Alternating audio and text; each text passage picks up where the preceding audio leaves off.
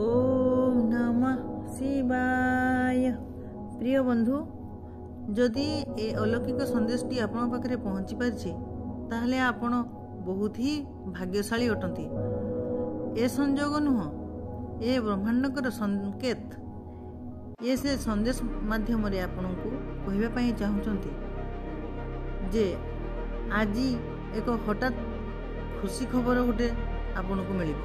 यूनिवर्सन को शक्ति आपण सहित जोड़ी हो जाइछंती। से कहउचंती जहाँ तुमको आवश्यक मागिकी देख, आपण जीवन में बहुत ही सुखद बेला आसुची।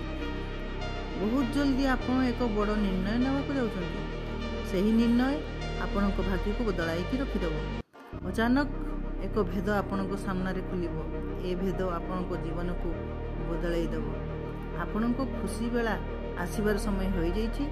आपण बहुत उच्च उड़ान उड़े और बहुत दूर पर्यंत जीवे। यही यूनिवर्सनकर संकेत।